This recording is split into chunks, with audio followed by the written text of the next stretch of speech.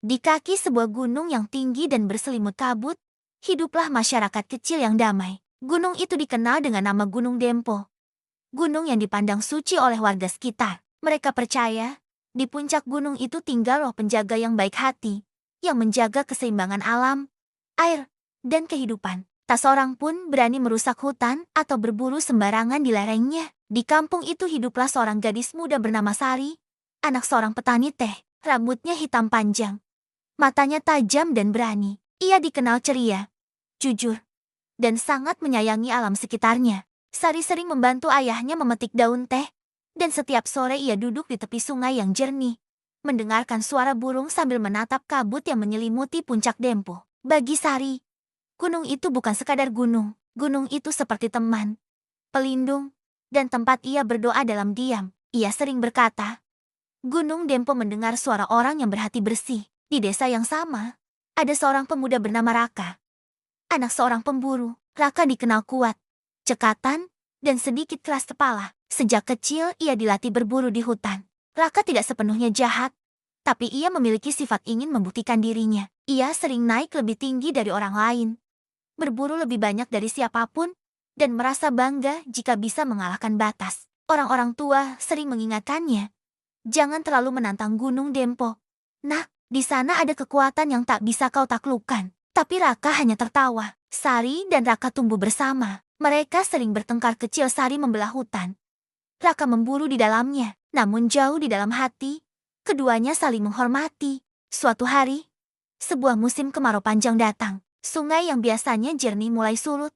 Tanaman layu, dan kabut tipis turun lebih cepat dari biasanya. Desa mulai cemas. Orang-orang percaya, penjaga gunung sedang marah. Ada yang melanggar aturan, kata tetua desa. Mereka mulai mencari siapa yang membuat alam gelisah. Sari merenung di pinggir sungai. Ia merasa ada yang salah. Angin yang biasanya sejuk kini terasa panas dan berat. Burung-burung terbang rendah, seolah memberi peringatan.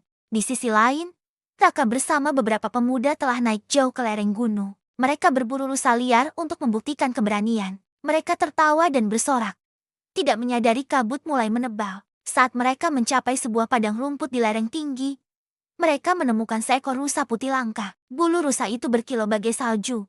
Tanduknya bercahaya samar dalam kabut. Raka terpana. Ini akan menjadi bukti bahwa aku lebih hebat dari siapapun, katanya dalam hati sambil menyiapkan busurnya. Namun sebelum ia melepaskan anak panah, angin kencang tiba-tiba bertiup. Kabut berubah menjadi pusaran besar. Suara gemuruh terdengar dari arah puncak gunung. Para pemuda panik. Mereka berlari turun, tapi Raka tetap berdiri. Ia ingin menembak rusa putih itu. Saat anak panah meluncur, rusa itu menghilang dalam kabut. Tiba-tiba tanah bergetar hebat. Suara gaib bergema.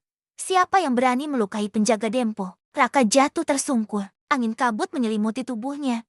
Dan untuk sesaat, ia melihat sosok perempuan tinggi mengenakan jubah putih dengan mata menyala bagai bara api.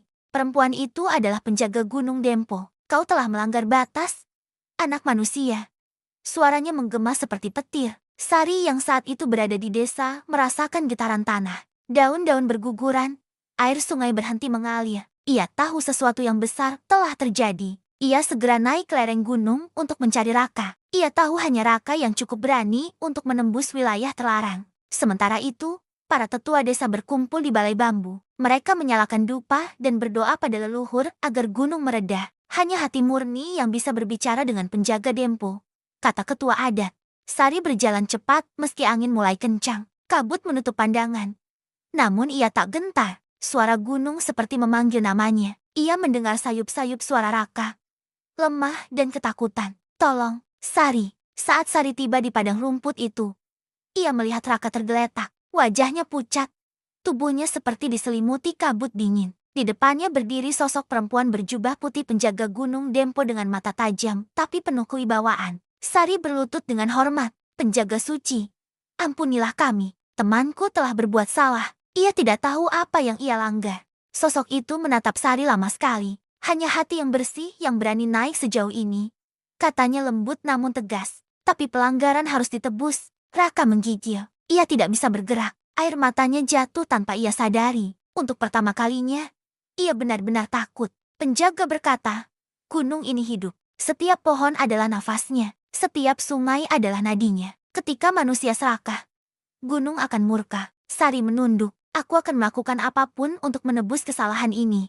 Katanya lirih tapi tegas. Penjaga memandangnya dalam-dalam. Kalau begitu, bawalah hati manusia kembali kepada alam. Ingatkan kaummu bahwa gunung bukan untuk ditaklukkan. Dengan satu hembusan angin, penjaga menghilang. Raka terbaring lemas tapi hidup. Kabut mereda sedikit, tapi awan hitam masih menggantung di puncak. Sari membantu Raka turun ke desa. Warga terkejut melihat kondisi Raka. Ia demam tinggi dan terus mengigau tentang perempuan berjubah putih. Ketua desa datang dan berkata, "Gunung memberimu peringatan, tapi belum tentu gunung memberi kesempatan 2 kali."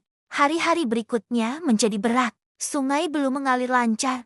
Tanah mulai retak, tanaman layu. Warga sadar sesuatu harus diperbaiki. Raka, yang kini terbaring sakit, merasa bersalah. Dalam tidurnya, ia terus melihat wajah penjaga gunung dan rusa putih itu. Sari merawatnya siang dan malam. Ia tidak ingin Raka pergi dengan penyesalan. Ketika akhirnya Raka sadar, ia berkata pelan, "Sari, aku salah. Aku pikir aku bisa menaklukkan gunung. Padahal akulah yang ditaklukkan." Sari tersenyum tipis. Gunung tidak butuh ditaklukkan. Gunung hanya butuh dihormati. Kata-kata itu menusuk hati Raka. Ia bertekad untuk memperbaiki kesalahannya. Meski ia tahu itu tidak mudah. Malam itu, warga berkumpul di balai bambu. Sari dan Raka berdiri di depan mereka, menceritakan semuanya. Tentang rusa putih, tentang penjaga gunung, tentang peringatan. Warga mendengarkan dengan hikmat. Tak ada yang berani tertawa atau menyela. Ketua adat berdiri. "Kalau begitu, kita harus mengadakan upacara perdamaian dengan Gunung Dempo," katanya. Hanya dengan kerendahan hati, gunung akan memaafkan. Mereka menyiapkan sesajen dari hasil bumi, teh, padi, air jernih, dan bunga hutan. Semuanya diletakkan dalam anyaman daun pandan. Upacara dimulai sebelum fajar. Asap dupa mengepul ke langit. Sari dan Raka berdiri di depan. Sebagai penanggung jawab, angin gunung turun perlahan. Kabut bergerak seperti tarian. Burung-burung bernyanyi. Tapi suara itu terdengar seperti mantra kuno. Sari menutup matanya. Berdoa dalam hati. Ia memohon ampunan bukan hanya untuk Raka, tapi untuk seluruh desanya yang mulai lupa menghormati alam. Tiba-tiba kabut terbuka. Di kejauhan, sosok penjaga gunung muncul kembali. Raka maju perlahan. Ia berlutut, menundukkan kepala, dan berkata lirih, "Maafkan aku. Aku lupa bahwa gunung ini bukan milikku. Aku hanya tamu di rumahnya." Penjaga gunung menatapnya lama. "Pengakuan adalah awal dari perubahan," ucapnya lembut. Raka menangis. Ia bukan lagi pemburu yang keras kepala. Ia kini seorang pemuda yang mengerti arti kerendahan hati. Sari tersenyum lega. Ia tahu Raka sudah berubah. Penjaga gunung mengangkat tangannya. Angin berhenti. Sungai di bawah mulai mengalir lagi. Kabut tipis menari di puncak gunung. Warga bersorak kecil. Mereka merasa kehidupan telah kembali. Penjaga gunung berkata, "Ingatlah, selama kalian hidup selaras dengan alam, gunung ini akan menjaga kalian. Tapi bila keserakahan kembali, murka pun akan datang." Setelah berkata demikian, sosok itu menghilang seperti asap diterpa angin pagi. Warga bersujud, berterima kasih kepada Gunung Dempo. Hari-hari berikutnya, kehidupan desa berubah. Orang-orang lebih berhati-hati dalam berburu, menanam pohon, dan menjaga sungai. Raka berhenti menjadi pemburu serakah. Ia menjadi pelindung hutan. Setiap pagi, ia berjalan menyusuri lereng gunung, memastikan tidak ada yang merusaknya. Sari terus membantu ayahnya di kebun teh, namun kini ia juga menjadi juru cerita bagi anak-anak desa, mengajarkan makna hormat pada alam. Setiap sore, kabut tipis turun seperti pelukan dari Gunung Dempo, seolah mengingatkan mereka bahwa penjaga gunung masih mengawasi. Tahun demi tahun berlalu, desa itu menjadi tempat yang makmur dan lestari. Sungai jernih,